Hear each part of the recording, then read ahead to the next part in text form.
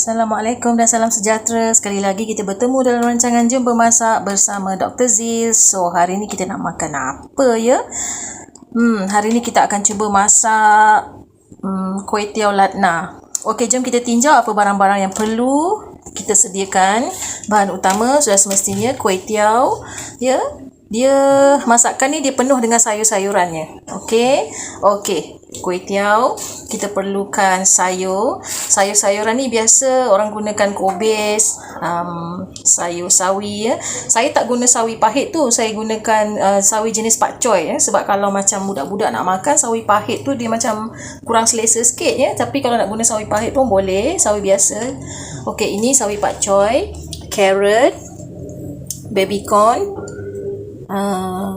bawang merah, bawang putih, cili api dan cendawan. Cendawan ni option lah ya. Kalau kita suka kita boleh letak tambahan untuk menyedapkan lagi. Kalau tak ada tak apa. Okey, berbola ikan, fish ball, okey, yang jenis bergoreng dan tak bergoreng. Ini pun option jugalah, optional. Kalau anda mahu campur silakan, kalau tak ada tak apa.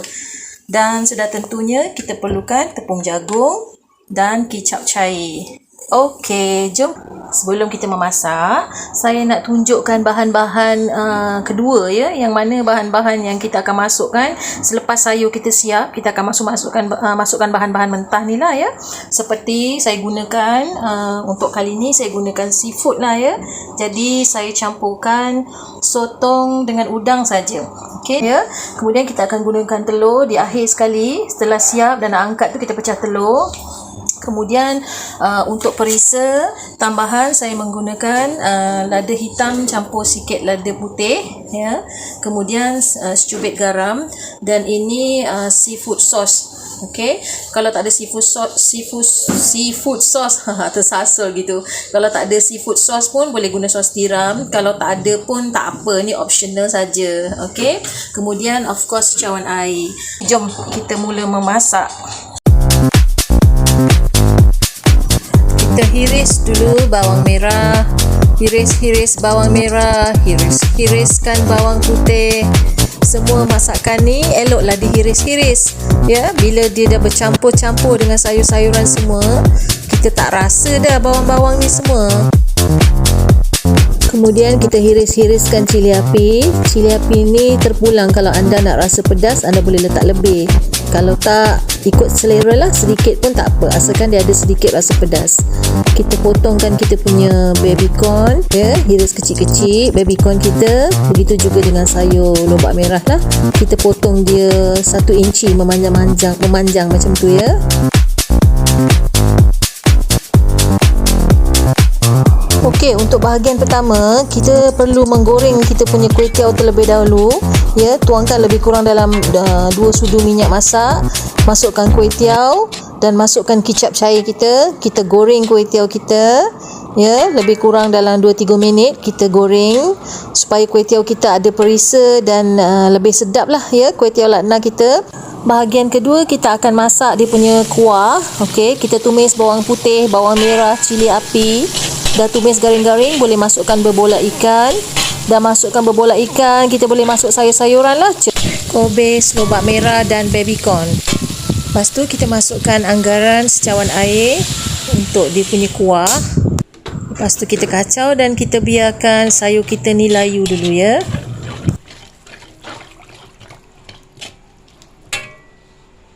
Okey, sayur kita pun dah layu, jadi bolehlah kita masukkan bahan-bahan yang seterusnya, iaitu udang dan sotong, diikuti oleh cendawan.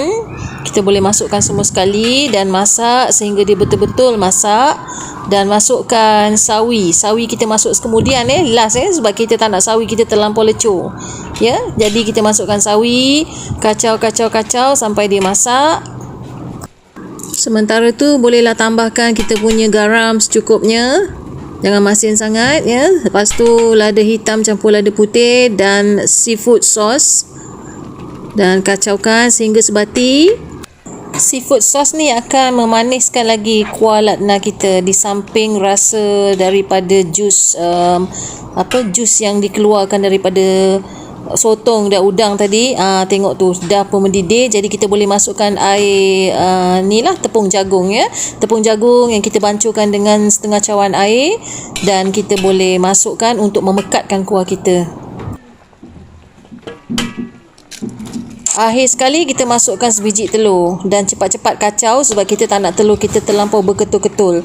Kalau anda rasa nak ekstra telur, boleh pecah 2 biji lah ataupun 3 biji terpulang ya. Tapi kalau banyak-banyak sangat pun akan ganggu pula sayur-sayuran kita. Okey, secukupnya lah, ikut selera anda. Okey, akhir sekali kita masukkan perahan limau. Jadi kuah kita akan ada rasa masam, manis, pedas, lemak dan sebagainya lah. Selera ya, kita akan makan nanti.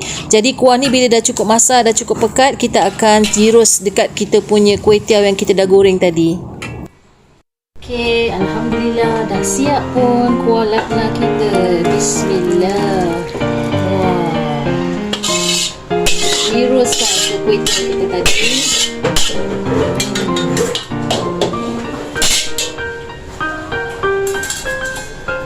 Bismillahirrahmanirrahim. Jom makan.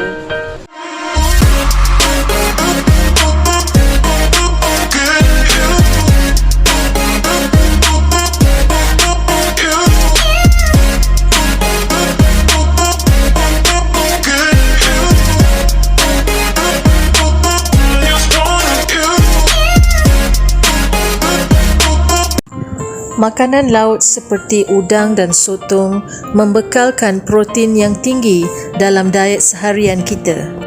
Dengan rasanya yang unik berbanding daging, ikan dan ayam, tidak hairanlah sekiranya makanan laut ini mempunyai peminatnya yang tersendiri. Antara mineral yang terkandung di dalam udang adalah seperti zinc, sodium dan selenium. Udang juga mengandungi vitamin B12 yang mana kebiasaannya vitamin ini hanya terdapat pada daging dan ikan. Kandungan nutrien yang terkandung di dalam sotong pula adalah seperti omega 3, zinc, tembaga, vitamin B dan sodium. Kandungan tembaga yang terdapat di dalam sotong adalah amat penting untuk metabolisme, penyimpanan, penyerapan dan pembentukan sel darah merah di dalam tubuh manusia. Bersesuaian dengan nutrien dan khasiat yang diberikan oleh kedua-dua jenis makanan laut ini, ia seharusnya diambil dengan kadar yang betul dan bersesuaian dan tidak seharusnya diambil dengan cara yang berlebihan. Makanan laut jika diambil secara berlebihan, ia mungkin akan menyebabkan kemudaratan kepada kesihatan. Sesuai dengan firman Allah Subhanahu Wa Taala di dalam surah Al-A'raf ayat ke-31, yang mana potongan ayatnya mengatakan, makan dan minumlah, tetapi janganlah diambil secara berlebihan. Sesungguhnya Allah Subhanahu Wa Taala tidak suka kepada perkara yang berlebih-lebihan. Oleh itu, rancanglah makanan anda dengan bijak demi kesihatan anda dan keluarga yang tercinta.